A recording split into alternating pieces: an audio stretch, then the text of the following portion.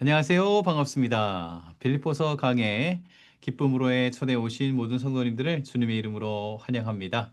오늘 저는 빌립보서 4장 6절부터 7절까지의 말씀을 하나님의 평강을 구하라 하는 제목으로 함께 살펴보고자 합니다. 우리나라에는요, 우산 장수와 집신 장수의 아들을 둔 어머니 이야기가 내려옵니다. 한 가정에 두 아들이 있었어요. 큰 아들은 우산을 만들어서 팔았고, 둘째 아들은 집신을 만들어서 팔았다고 합니다. 어느 날 상인이 항상 그 집을 지나가다가 목이 마르지 않습니까? 그래서 들어가서 여기 물 한 잔 주실 수 있을까요? 그렇게 청을 했습니다. 잠깐 마루에 앉아서 쉬고 있는데 할머니께서 걱정을 하시는 것이죠. 아이고, 오늘은 왜 이렇게 날씨가 쨍쨍하고 우리 큰아들 장사가 하나도 안 되겠네. 땀만 흘리고 우산을 다 가지고 돌아올 텐데 어떻게 하노? 했습니다. 다른 날이었습니다. 그날은 어찌나 하늘에서 비가 쏟아지던지 하늘에서 구멍이 뚫린 것처럼 그렇게 비가 내리는 날이었다고 합니다. 이번에도 행인이 집 앞을 지나가다가 비를 피하기 위해서 잠시 그 집에 들렸습니다. 그랬더니 할머니가 걱정을 하시는 거예요. 아이고, 오늘은 왜 이렇게 날씨가 사나운고 우리 둘째 아들 장사가 하나도 안 되겠네. 힘들게 집심 다 만들었는데 젖으면 어떻게 하노? 그렇게 걱정을 했습니다. 그래서 행인이 묻는 것이죠. 아니, 할머니, 지난번에는 우산 장수하는 아들을 걱정하더니 오늘은 집신 장수하는 아들을 걱정하고 계시는 거예요? 늘 그렇게 걱정하지만 마시고 바꾸어서 한번 생각을 해보세요. 비 오는 날에는 우산을 파는 아들 장사가 잘 되니까 좋고, 해가 쨍쨍한 날에는 집신 만들어서 파는 아들 장사가 잘 되니까 좋다. 이렇게 생각하면 좋잖아요. 그러자 할머니께서 물어보셨다고 해요. 아저씨, 자식이 몇이요? 자식이요? 저 아직 결혼 안 했는데요. 에이, 그러니까 어머니 마음을 모르지. 장가 가서 애들 한번 낳아보소. 머리로 그렇게 걱정을 안 하려고 해도 마음으로는 늘 염려가 된다고 그렇게 이야기를 해 주셨다고 합니다. 여러분, 염려하는 모습이 이 어머니만의 문제일까요? 이 영상을 보고 계시는 저와 여러분들의 모습이기도 하죠. 사실, 이렇게 한국인의 정서상 자녀들을 향한 부모님의 사랑이 때로는 염려라는 형태로 나타나기도 합니다. 자식들을 향한 걱정과 염려가 끊일 날이 있겠습니까? 그러나 자식들 일뿐만 아니라요, 다른 일에도 많이 염려의 습관이 있는 사람들이 있기도 합니다.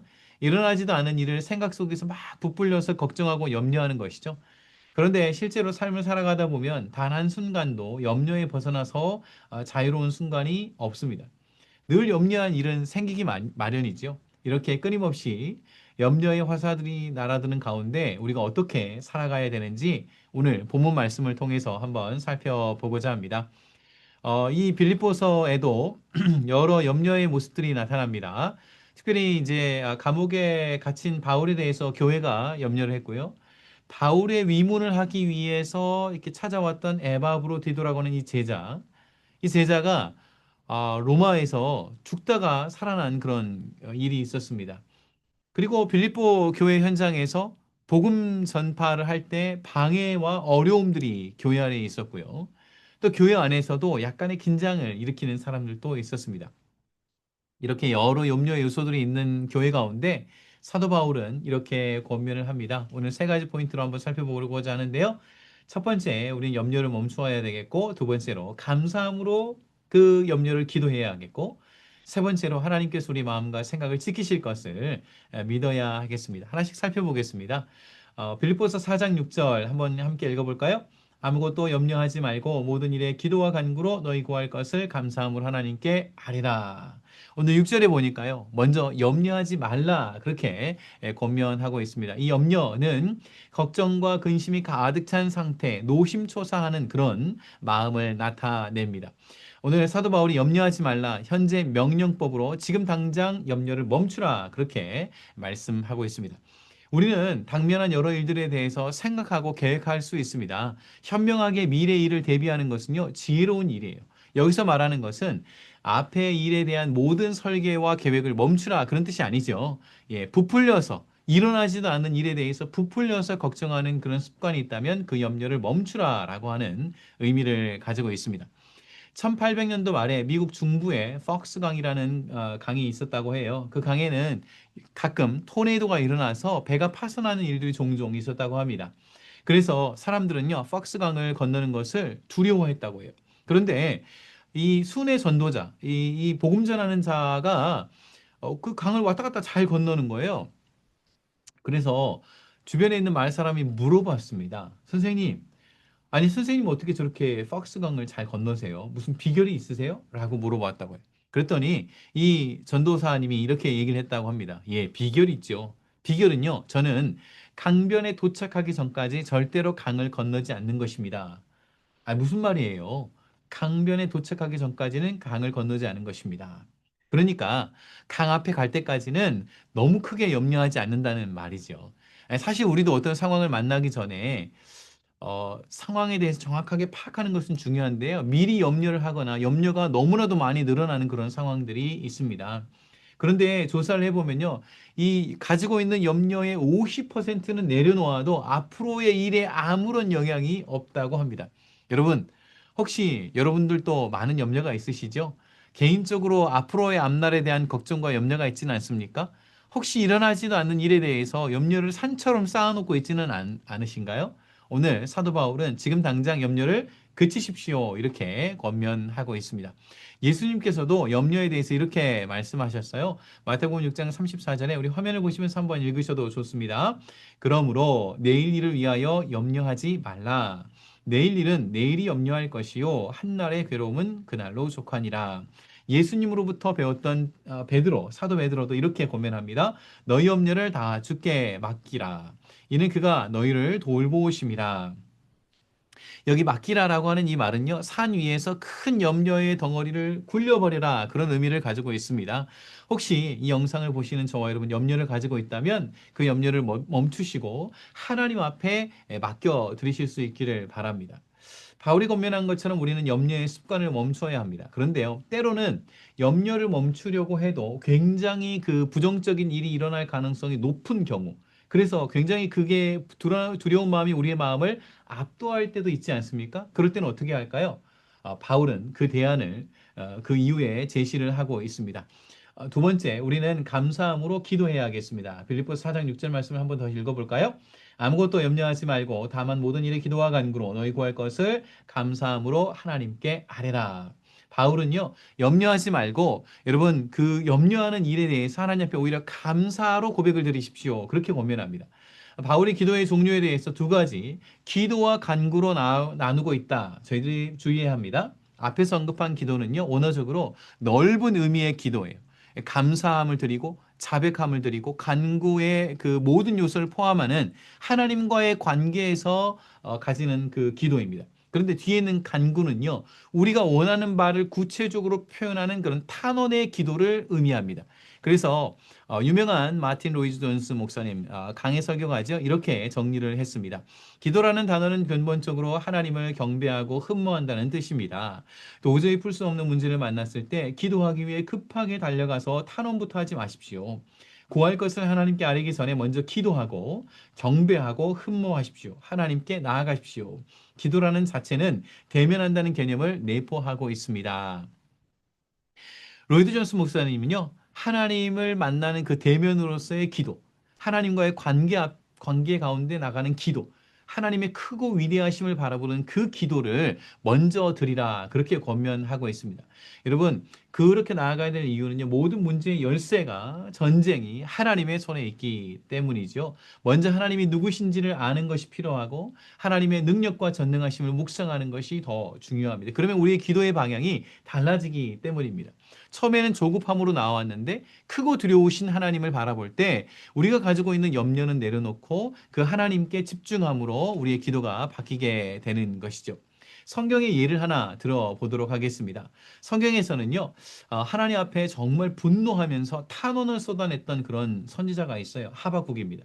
하박국은요, 바벨론 제국을 통해서 남유다 제국을 심판하시겠다고 하시는 하나님의 말씀을 듣고 막 성을 내면서 하나님 앞에 이렇게 고백을 했습니다. 하박국 1장 2절입니다. 여호와여 내가 부르짖어도 주께서 듣지 아니하시니 어느 때까지리이까 내가 강포로 말미암아 외쳐도 주께서 구원하지 아니하시나이다. 어찌하여 내게 죄악을 보게 하시며 패역을 눈으로 보게 하시나이까 겁탈과 강포가 내 앞에 있고 변론과 분쟁이 일어났나이다. 이 구절은요, 지금 바벨론 제국이 한 번씩 두 번씩 쳐들어와서 유다를 침공하는 그런 상황입니다. 이제 이 하박국 선지서의 기록 시기가 599년인데요.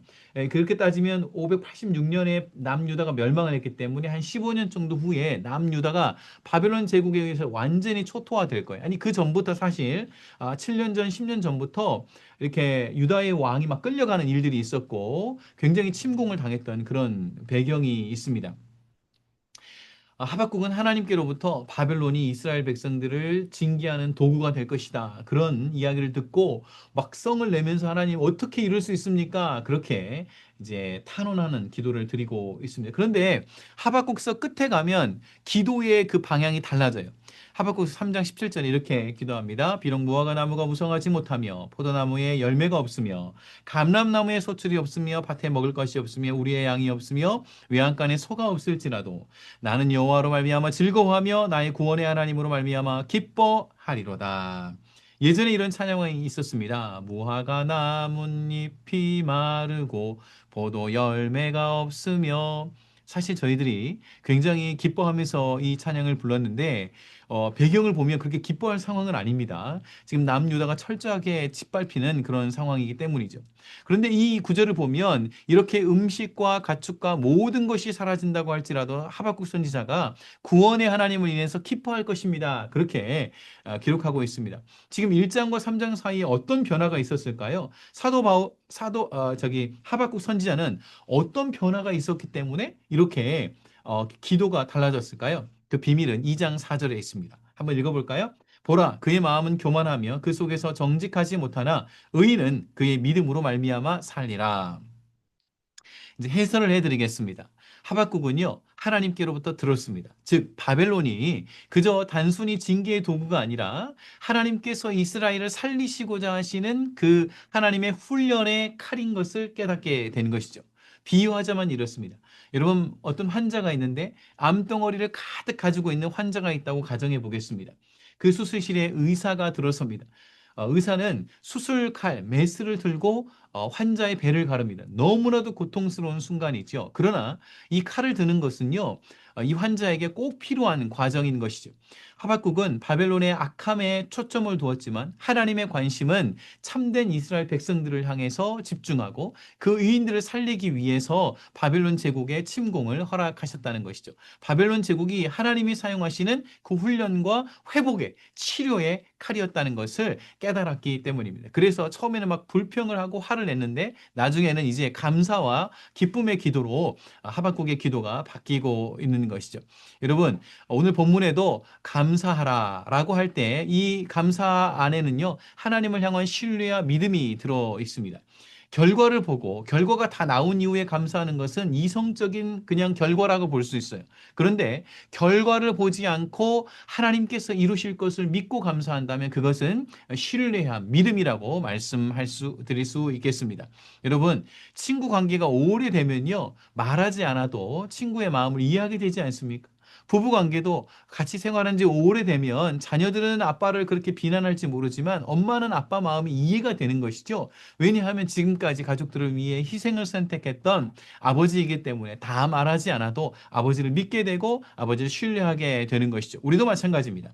우리의 신앙의 연수가 더한다는 것, 우리의 믿음, 우리의 눈앞에 염려의 요소가 쌓여 있다고 할지라도 감사함으로 기도할 수 있는 것은 우리가 다 이해되지 않아도 다 설득이 되지 않아도 하나님께서 우리의 아버지라는 사실과 이 아버지께서 가장 좋은 것을 우리를 채워주시기 때문입니다. 그렇기 때문에 이사야 선지자도 우리에게 이렇게 기록을 하고 있습니다. 주께서 심지가 견고한 자를 평강하고 평강하도록 지키시리니 이는 그가 주를 신뢰함이니라. 여러분, 저와 여러분들의 마음을 견고하게 지키십시오. 하나님 앞에 기도함으로, 감사함으로 나아가십시오. 그러면 이렇게 하나님 앞에 신뢰함으로 나아갈 때 그 감사가 현실이 되게 하실 줄로 믿습니다. 세 번째로는요, 우리는 하나님께서 마음과 생각을 지키실 것을 믿어야 합니다. 7절 말씀을 우리 같이 한번 읽어보겠습니다. 그리하면 모든 지각에 뛰어난 하나님의 평강이 그리스도 예수 안에서 너희 마음과 생각을 지키시리라. 이 구절은요, 바울이 권면한 대로 현재 진행형인 염려를 멈추고 하나님을 향한 신뢰 가운데 감사로 기도하라. 그럴 때 어떤 결과가 주어지는지 설명을 하고 있습니다.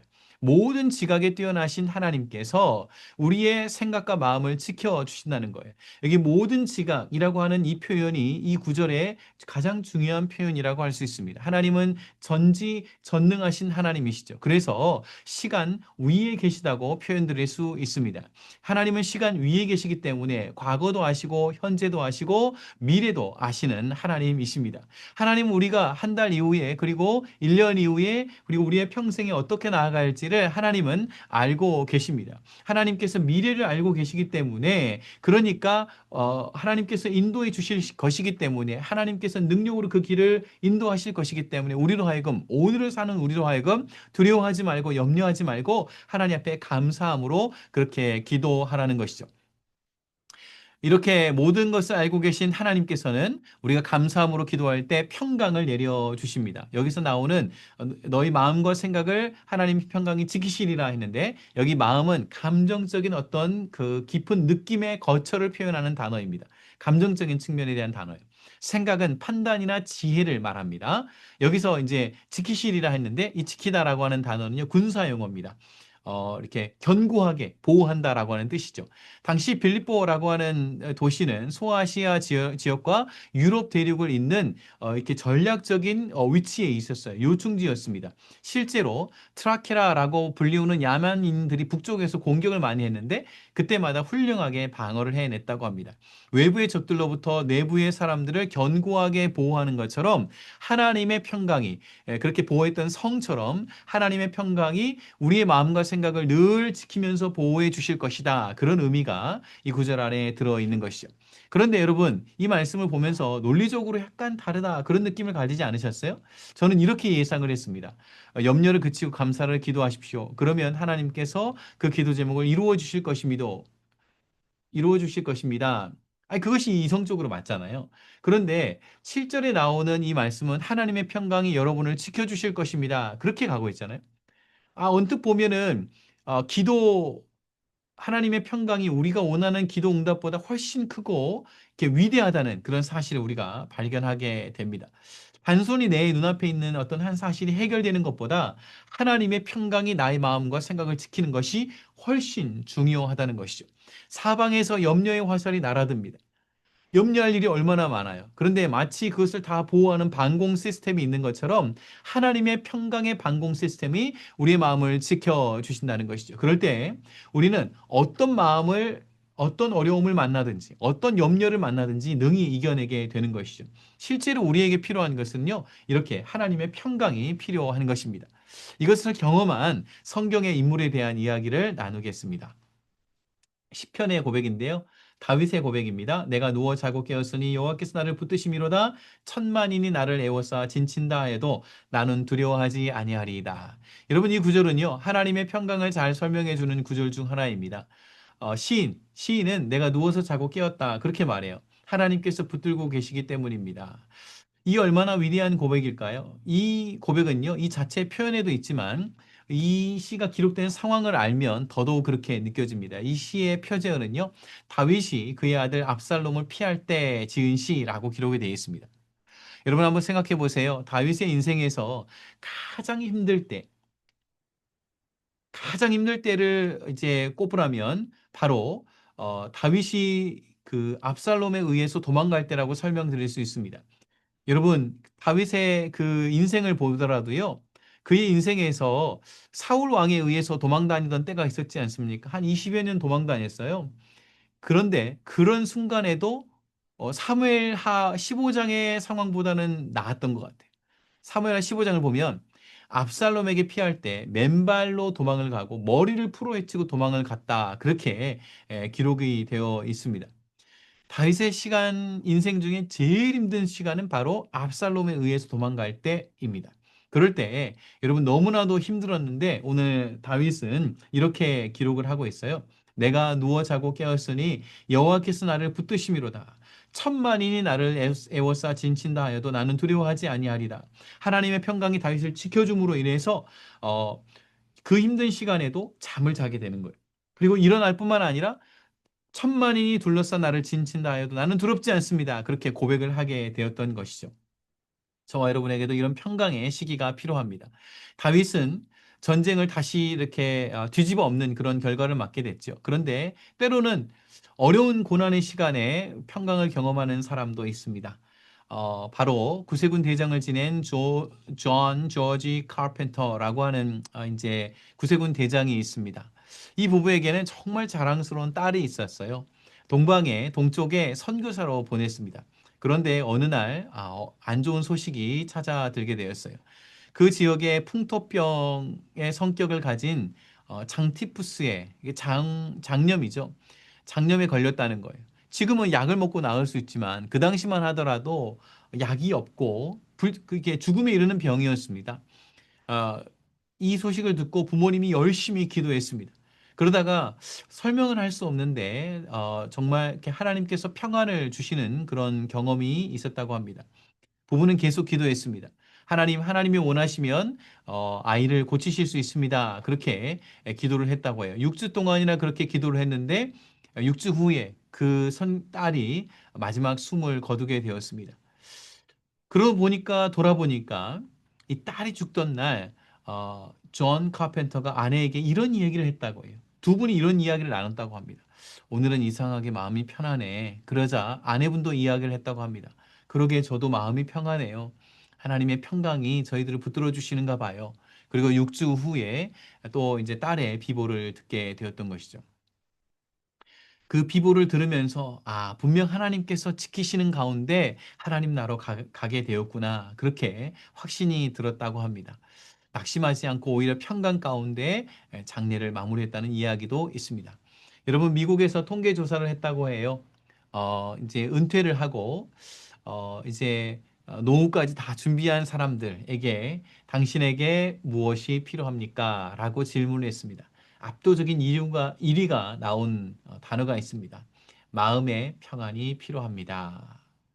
여러분, 저는 바울 서신을 연구하는 가운데 깜짝 놀란 사실이 있어요. 13권, 바울 서신의 전체에서 한결같이 바울이 교회에 하나님의 은혜와 하나님의 평강에 대해서 기도하고 빌고 있다는 사실입니다. 앞에 화면에 보이시는 이 모든 구절들에서 하나님의 평화, 하나님의 평강이 언급이 되고 있습니다. 여러분, 저와 여러분도 필요한 부분이 참으로 많으시죠? 그러나 정말 우리에게 필요한 것은 하나님의 평강이 아닐까요? 말씀을 마무리 짓겠습니다. 여러분, 대나무는 키가 큰 식물이죠. 그에 반해서 줄기는 굉장히 얇습니다. 아무리 세찬 바람이 불더라도 쉽게 넘어지지 않아요. 쉽게 꺾이지도 않습니다. 그 이유는 무엇일까요? 1년에 한 번씩 대나무는 매듭을 짓는다고 합니다. 우리도 우리의 인생에도 중요한 매듭을 짓는 것이 필요합니다. 여러분 중생하셨습니까? 여러분은 하나님을 아버지라 부르고 계십니까? 여러분 정말 하나님께서 그 구원해 주신 구원의 표인 세례를 받으셨습니까? 영적으로 훈련받고 성장하고 있습니까? 여러분은 하나님의 영광스러운 직분을 받고 헌신하고 계십니까? 또 은퇴한 이후에도 아름답게 하나님 앞에 성화의 길을 걸어가십니까? 이 한 해를 지나면서 어떤 매듭을 짓고 계십니까? 오늘 말씀 가운데 저희들이 지어야 될 매듭 세 가지가 있죠. 첫 번째는 염려하지 말라는 염려의 매듭을 지어야 하겠습니다. 두 번째는 염려를 멈추고 기도와 간구로 감사함으로 기도하라. 이 감사의 기도의 매듭을 지어야 되겠고요. 세 번째로는 예수님의 평강이 너희 마음을 생각을 지키시리라. 평강의 매듭이 필요합니다.